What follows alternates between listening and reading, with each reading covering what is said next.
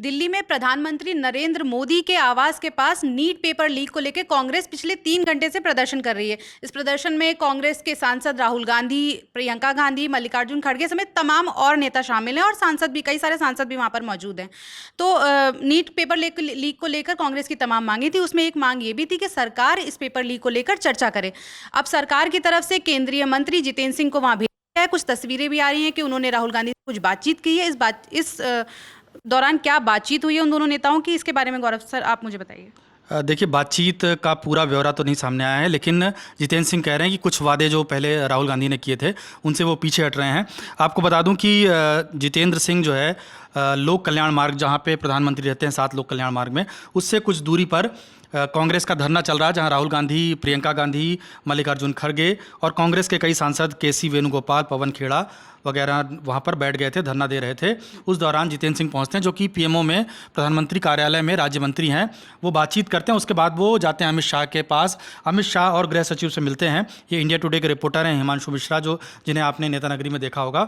उन्होंने ये खबर भेजी है कि गृह सचिव और अमित शाह से मुलाकात करते हैं वो, और फिर बाद में वो वापस आते हैं प्रोसेस साइट पर, और उसके बाद ये बयान आता है कि कुछ बातें जो है वो पीछे हट रहे हैं कांग्रेस के नेता। आपको बता दूं कि 5 मुख्य मांगे की गई हैं कांग्रेस की तरफ से, ऐसा सूत्रों के हवाले से खबर आ रही है कि शिक्षा मंत्री धर्मेंद्र प्रधान इस्तीफा दें।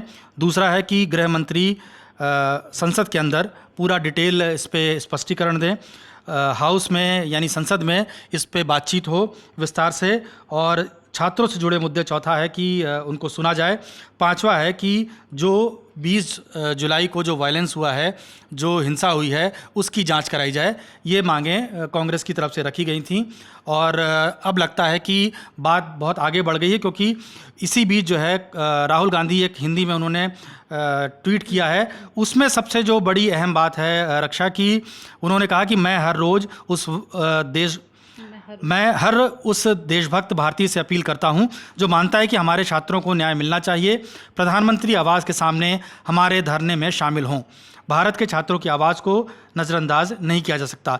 यानी वो तमाम लोगों से आह्वान कर रहे हैं कि आओ यहाँ धरने पे बैठो, जबकि कांग्रेस के कुछ नेता वहाँ पर पहले से धरने पर बैठे हुए हैं। जी, जैसे आपने बताया कि राहुल गांधी ने अपील करी है कि धरने, मतलब लोगों से अपील करी है कि वो धरने पर बैठे आके। उधर जितेंद्र सिंह जब राहुल गांधी से मिलने पहुंचे, उसके बाद उन्होंने एक ट्वीट भी किया है, जिसमें उन्होंने बताया है कि राहुल गांधी जी से अनुरोध किया गया कि वो अपना धरना खत्म कर दें, क्योंकि ये स्थल धरने का नहीं है और यहाँ पर धरना करने से जनसाधारण को काफ़ी असुविधा हो सकती है। उन्होंने ये भी देखा कि राहुल गांधी की ये मांग थी कि अगर सरकार संसद में नीट पर चर्चा कर लेती है या उससे जुड़े विषयों पर चर्चा कर लेती है तो वो अपना धरना खत्म कर देंगे। लेकिन अब जितेंद्र सिंह का दावा है कि जब वो इस चीज़ को लेकर उनके राहुल गांधी के पास पहुंचे तो उन्होंने धरना खत्म करने से इनकार कर दिया, और उसके बाद आपने ट्वीट बताया कि उन्होंने और लोगों को धरने में शामिल होने का आग्रह किया है कि वो वहाँ पर आएँ।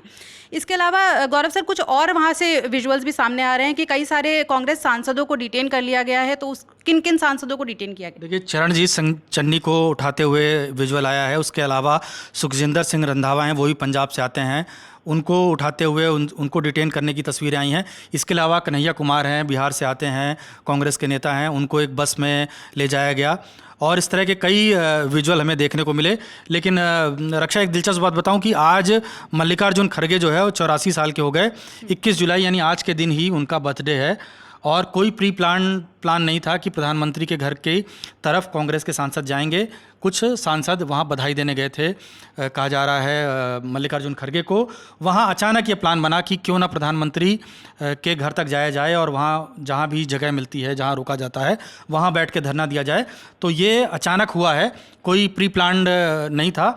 और जिस तरह से राहुल गांधी कह रहे हैं कि लोग आएँ और हमारे धरने में शामिल हों, तो अगर वहाँ से कांग्रेस के नेताओं को एक एक करके डिटेन नहीं किया जाता है, दिल्ली पुलिस वहाँ पर जो धरने की जगह है उसको खाली नहीं कराती है, तो आप ये मान के चलिए कि रात तक और ये धरना जो है वो लंबा खिंचने वाला है।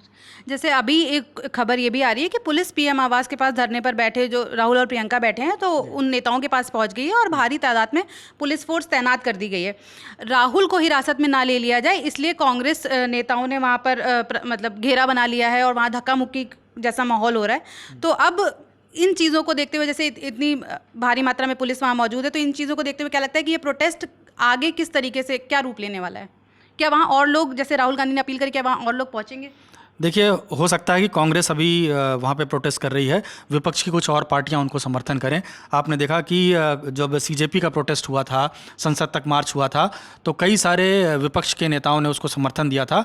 तो आगे कांग्रेस के साथ दूसरी पार्टियां भी आ सकती हैं और ये प्रदर्शन जो है ये लंबा खिंच सकता है, या जो ये बातचीत है कि स्टूडेंट के मुद्दे उठाए जाएँ, जो हिंसा हुई उस पर जाँच करा जाए। तो लगता है कि संसद के जो आने वाले कुछ दिन हैं वो बहुत हंगामेदार रहने वाले होते हैं। अब सारी नज़र जो है गेंद सरकार के पाले में है कि वो बातचीत संसद के अंदर करना चाहती है, कितनी करना चाहती है, क्या शर्तें होंगी, कहाँ तक बातचीत होगी, किन मुद्दों पर होगी, किन मुद्दों पर बातचीत नहीं करने दी जाएगी, सब कुछ इस पर निर्भर करेगा। नीट पेपर लीक में शामिल होने के लिए कांग्रेस ने बाकी लोगों से भी आह्वान कर दिया। दूसरी तरफ पुलिस फोर्स वहां मौजूद है, सांसदों को लगातार डिटेन कर रही है। इस मामले में जो भी और भी अपडेट्स आएंगे वो हम आप तक पहुंचाते रहेंगे। हमारे साथ जानकारी साझा कर रहे थे गौरव। देखते रहिए द लल्लन टॉप।